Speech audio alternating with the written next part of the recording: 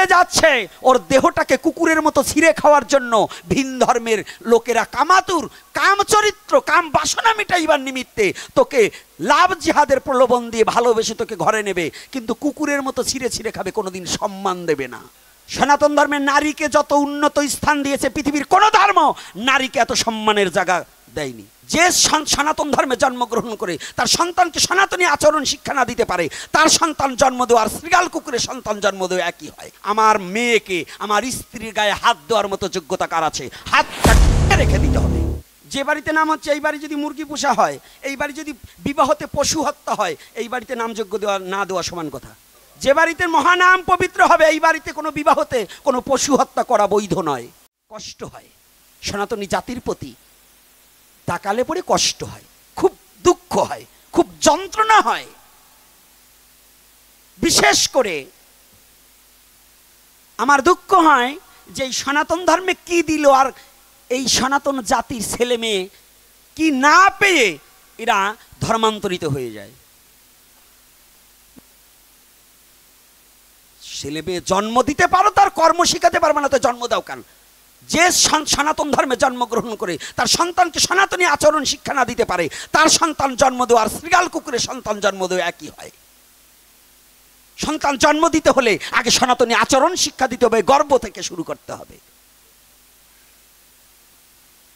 আপনার সন্তানকে গর্ভ থেকে সনাতনী আচরণ শিক্ষা দিতে হবে। যদি এটা না পারেন, আপনার সন্তান জন্ম দেওয়ার দরকার নেই, জন্ম দেবেন না। সরকার অনেক পদ্ধতি বের করছে, ইনজেকশন বের করেছে, ওইগুলো নারী পুরুষ সবগুলো ব্যবহার করবেন যদি সন্তান মানুষ না তৈরি করতে পারেন। গর্ভ থেকে সন্তানকে শিক্ষা দিতে হবে। গর্ভ থেকে কি? সনাতনী আচরণ। সনাতনী নারীরা আজকাল সনাতনী শিক্ষা ভুলে গেছে। গর্ভে সন্তান আসার সাথে সাথে গীতা ভাগবত শ্রবণ করতে হবে। যে শিক্ষিত মা তার অধ্যয়ন করতে হবে। শিক্ষিত বাবা হলে তার প্রতিদিন তার স্ত্রীর কাছে বসে হরিকথা বলতে হবে। মাংস খাওয়া বন্ধ করান, স্বাদ ভক্ষণে মৎস্য দেওয়া বন্ধ করুন। এই এখন উঠানামা কেন? এখন একটা মা উঠবে না, আর এখন ব্রেনটা একটু অন্যরকম আছে। হরি কথা বলবো পরে, আগে এইগুলো না বলে ছাড়বো না। কি কষ্ট পাচ্ছেন নাকি? সাধুর আবার ভাবেন নাকি যে গোসাই এ কথা বলে কেন? এটা গর্ভ থেকে শুরু করবেন সনাতনী আচরণ শিক্ষা, না হলে এই ভাগবত দিয়ে লাভ নেই, নাম দিয়ে কোনো লাভ নেই। যে বাড়িতে নাম হচ্ছে, এই বাড়ি যদি মুরগি পোষা হয়, এই বাড়ি যদি বিবাহতে পশু হত্যা হয়, এই বাড়িতে নামযোগ্য দেওয়া না দেওয়া সমান কথা। যে বাড়িতে মহানাম পবিত্র হবে, এই বাড়িতে কোনো বিবাহতে কোনো পশু হত্যা করা বৈধ নয়, কারণ এটা বৃন্দাবন ধাম। আর এই বৃন্দাবনে পশু হত্যা করা মানে কি আপনার অপরাধ টেনে আনা। রাগ করবে না, অসীমবাবু যেন আবার কিছু ভাবে না, আর ভাবলেও কিছু করবার নাই, নয় আগামীতে নিমন্ত্রণও করবে না। তাতে কি হয়েছে? যে সময় এই গ্রামে আসি নেই তখন ভাত জোটে নাই। সত্যি কথা বলতে কি ভয় পাবো নাকি? গান বেরিয়ে আইসি থাইতে কি ভয় পাবো নাকি? হ্যাঁ, তো এই জন্য সত্যি কথা বলে দেবো। সাবধান, সনাতনী আচরণ শিক্ষা দিতে হবে আপনার প্রত্যেকটা ছেলে মেয়েকে, না হলে ওই রকম অবস্থা হবে। আর সনাতনী ছেলে মেয়েদের সাহস রাখতে হবে। আমার ঘরের ভিতর ভিন জাতি একজন ভালোবাসায় আসতে পারে, কোনো আপত্তি নাই। আমার মেয়েকে আমার স্ত্রীর গায়ে হাত দেওয়ার মতো যোগ্যতা কার আছে? হাতটা রেখে দিতে হবে, হাতের কাছে যা পাবে। এই শক্তি এবং এই সাহস নিয়ে পথ চলবে। হে মায়েরা, একটা কথা জেনে রাখবে, নিজের সম্মানকে, নিজেকে অস্তিত্ব রক্ষা করতে হলে অস্ত্র হাতে নিতে হলেও নিতে হবে, দা বটি যা আছে তাই হাতে নেবে। কারণ তবু নিজের সম্মান রক্ষা করতে হবে। আপনাদেরও দোষ আছে, রাস্তাঘাটে আপনারা বেপরোয়া হয়ে বেড়াবেন না। ধর্ম পরে, আগে নিজের আচরণ না ঠিক করলে কোনো ধর্মে কাজ হবে না। আগে আচরণটাকে পরিবর্তন করতে হবে। এজন্য আপনি যে ধর্মে জন্মগ্রহণ করেছেন, খালি কৃষ্ণের হাতে বাঁশি দেখে না, তুরু তুরু করে বাজাইয়ে খালি প্রেম শিখেন না। ওই কৃষ্ণের হাতে বাঁশি আর ওই কালীর হাতে আছে অসি। কি সাধু বাবার আছে নাকি? তাই অসি কেন? দেবতাদের হাতে অস্ত্র কেন? হ্যাঁ, অস্ত্র কেন? অসুরকে তা খালি মা সাজলে হবে না, সময় সময় ডাকিনিও সাজতে হবে। কি কালী সাজতে হবে না? সনাতন ধর্মের নারীকে যত উন্নত স্থান দিয়েছে পৃথিবীর কোন ধর্ম নারীকে এত সম্মানের জায়গা দেয়নি। নারীকে দেবীর সাথে তুলনা করা হয়েছে। যা দেবী সর্বভূতেষু মাতৃরূপেণ সংস্থিতা নমতস্যৈ নমতস্যৈ নমতস্যৈ নমো নমঃ। হে নারী, ভুলে যেও না, তোমাকে দেবীর সাথে তুলনা করা হয়েছে। আর সেই সনাতন ধর্মের আজ ছেলে মেয়েরা ধর্মান্তরিত হচ্ছে। এই মেয়েগুলো কি পাচ্ছে? শুধু ওরা ভুলে যাচ্ছে ওর দেহটাকে কুকুরের মতো ছিঁড়ে খাওয়ার জন্য ভিন ধর্মের লোকেরা কামাতুর, কাম চরিত্র, কাম বাসনা মিটাইবার নিমিত্তে তোকে লাভ জিহাদের প্রলোভন দিয়ে ভালোবেসে তোকে ঘরে নেবে, কিন্তু কুকুরের মতো ছিঁড়ে ছিঁড়ে খাবে, কোনোদিন সম্মান দেবে না।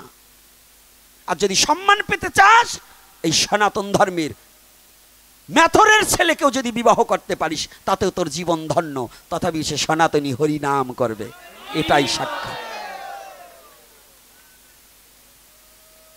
তবু সে সনাতনী। আমি হরিকথাকে বিশ্রাম রেখে এই কথা বলে নিচ্ছি।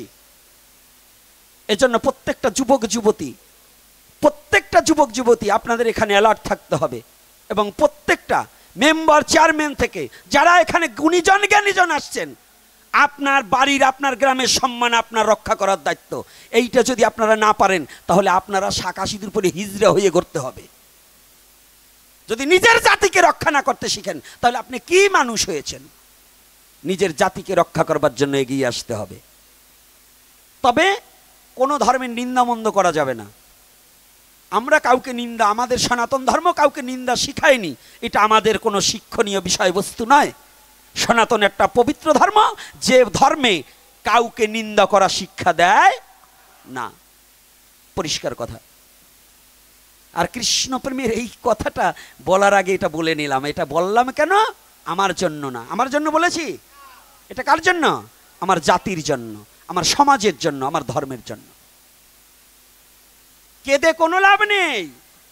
আপনি এখানে কৃষ্ণ বলে গড়াগড়ি দেবেন, আপনার মেয়ে ভিন ধর্ম গ্রহণ করবে, অন্য ছেলের সাথে চলে যাবে, আপনার এই কেঁদে কোনো লাভ হবে না।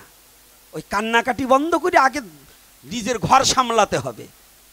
যে নারী এখানে এসে কোলাকুলি দেন, নিজের স্বামীরে প্রণাম করতে জানেন না, উনি ভাগবতে আসবেন না।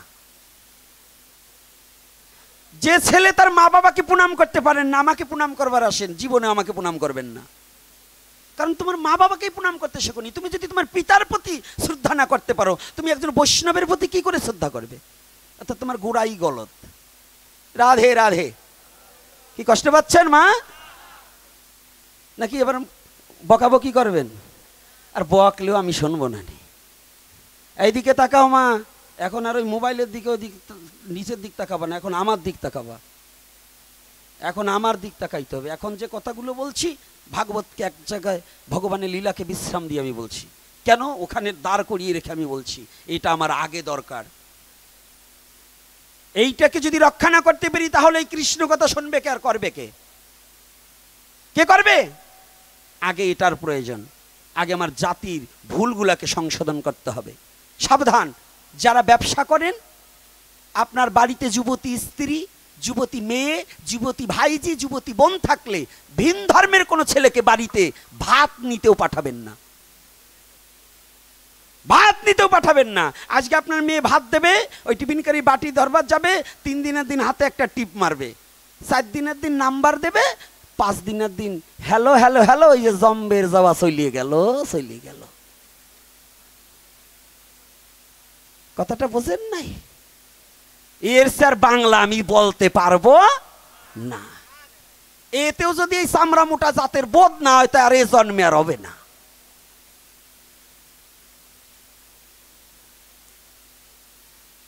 কথাটা কি? রাধে রাধে। তাই যাকে এইবার আমার আবার একটু ভগবানের কাছে যাই, আবার তারপরে আপনাকে পাড়ায় আবার যাবানি, ভয় নাই। তাহলে গর্ব থেকে ধর্ম শিক্ষা দিতে হবে। তাহলে কোথা থেকে সাত ভক্ষণের কথা বলছি না? সনাতন ধর্মে একটা বাচ্চা নেওয়ার দিনখান পর্যন্ত আছে, আছে কি না? পঞ্জিকায় কি আছে? পঞ্জিকায় কি আছে? গর্ভধারণ বিধি আছে কি না? এই সাধুরা, পাবলিকে নয় না জানে, সাধুরা জানেন না? জানবো কি করে? যে কয়টা ওর কাম আগে ওই তুইছি, এখানে যাই নিয়ে লাভ কি? এই জন্য যুব সমাজ জাগো হয় নাই, জাগো গাছেও ধরে নাই, তলায়ও পড়ে নাই, ওইগুলো একটু ধর্ম জানো, যাতে অমানুষ না হয়। যে কয়টার যা যাবার গেছে, ওই যে বুড়ি একটা আইছে হরি কথাও শোনে না, ও খালি চুলকে চুলকি করে, বুঝেন নাই? কারণ ওকাই ও আসিনি লাভ কি, আমার গাছেও ধরবে না, তলায়ও পড়বে না, আমি কি ভয় পাই? এই জন্য বুড়ো কয়টারে বলি না, তোমরা যারা যুব সমাজ আছো, তোমাদের একান্ত প্রয়োজন আছে হরিকথা শ্রবণ করে ভবিষ্যৎ প্রজন্ম যেন আমাদের গোবিন্দ ভক্ত হয়, কৃষ্ণ ভক্ত হয়, হরি ভক্ত, গৌর ভক্ত, যে যার ভক্ত হোক বিভক্ত না হয়, ভক্ত হোক বিভক্ত না হোক। কে মতুয়া, কে কৃষ্ণ ভক্ত, কে শৈব, ওটা আমার পরে। আমার একটাই সংগ্রাম, আমরা সনাতনী, আগে সনাতন রক্ষা করো, তারপরে ভাগ ঠাক পরে হইও। কি কষ্ট পাচ্ছেন নাকি কর্তারা? প্রয়োজন নাই না? আছে তো? ওরে বাবা, শক্তি কি কয় আছে।